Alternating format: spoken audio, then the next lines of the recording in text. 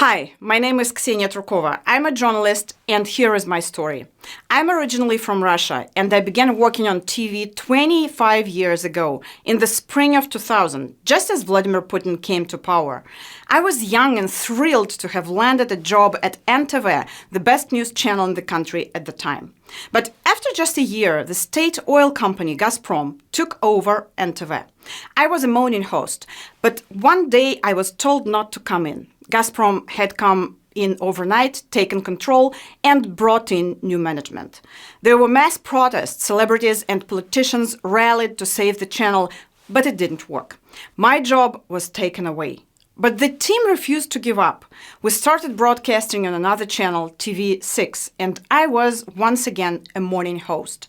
But in January of 2002, at midnight, the channel was shut down. They claimed it wasn't about politics, just a conflict of interest and poor management.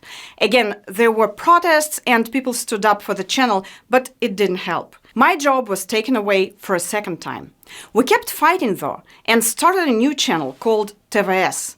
It was probably my favorite time in my career. But just a year later, the channel was also shut down, cut off air in the middle of the night.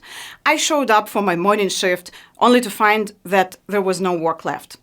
After TVS was closed in June of 2003, the frequency was handed over to a state-owned sports channel. My job was taken away for the third time.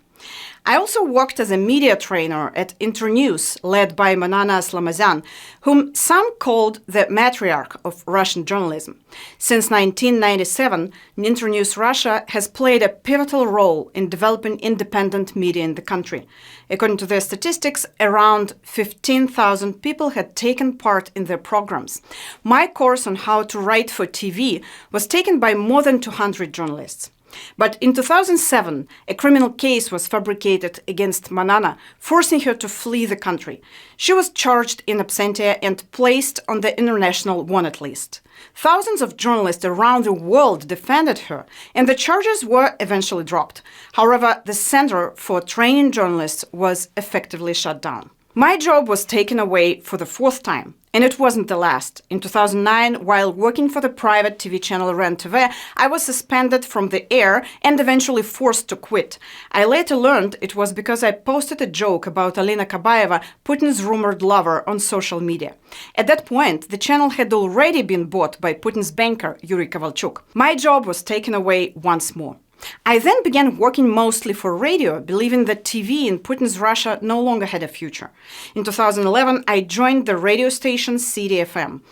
As a city radio station, we, of course, covered the mass protests in Moscow against the falsified elections.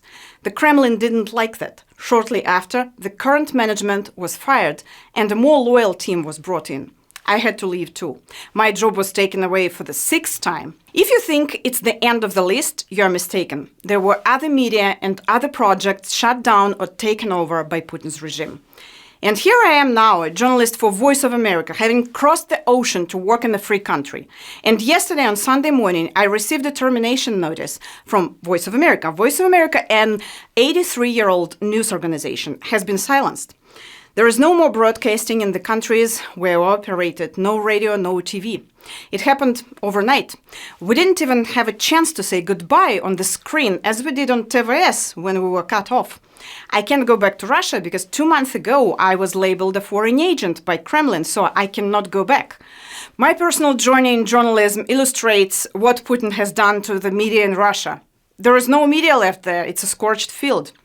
Don't let it happen here.